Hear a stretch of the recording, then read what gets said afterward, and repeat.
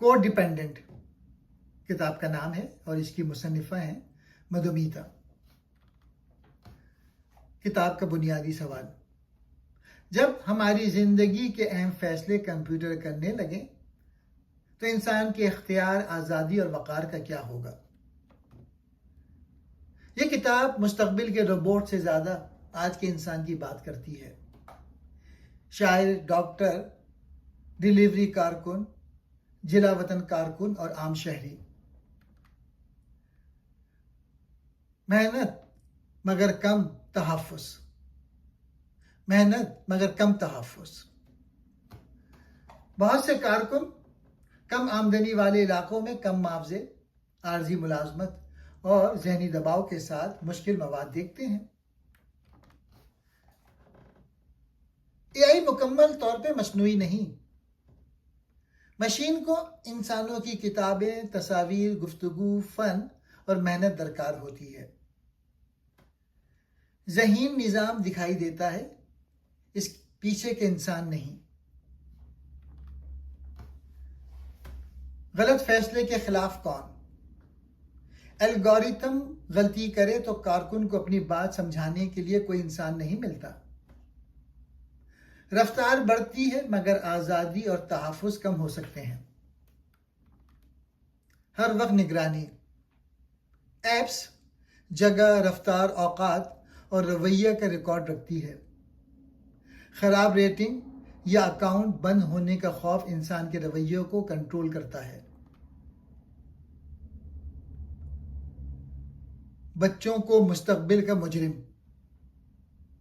آمدنی، رہائش، تعلیم اور پولیس ریکارڈ سے یہ اندازہ لگانا کہ کون جرم کرے گا، معصوم بچے کا مستقبل خود خراب کر سکتا ہے۔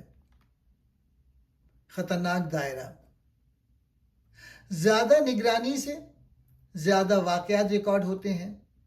نیا ڈیٹا پرانے تعصب کو مزید مضبوط کر دیتا ہے۔ صحت میں AI کا فائدہ، دور دراز علاقوں میں AI ایپ علامات اور طبی معلومات دیکھ کر ابتدائی تشخیص میں ڈاکٹر کی مدد کر سکتی ہے۔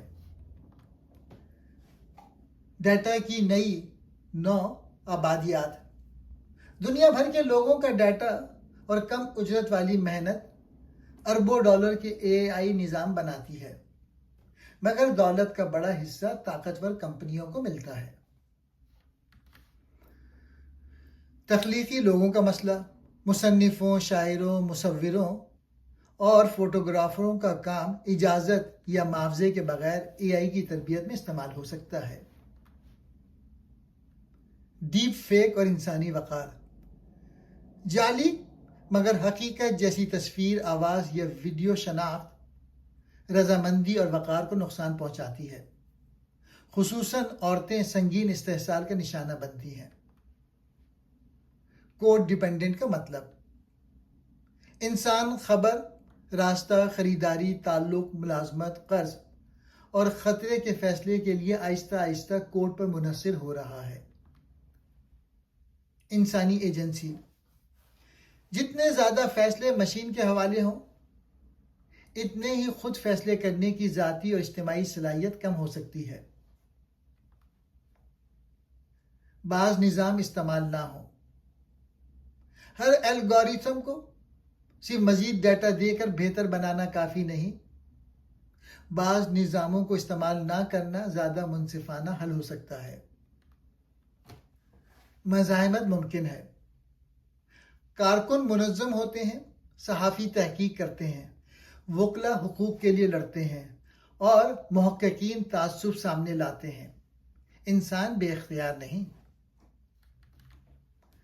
کتاب کا بنیادی پیغام، ٹیکنالوجی کی قدر صرف رفتار، ذہانت یا منافع سے نہیں، اس بات سے طے ہونی چاہیے کہ وہ انسانی وقار، آزادی اور اختیار محفوظ کرتی ہے یا نہیں۔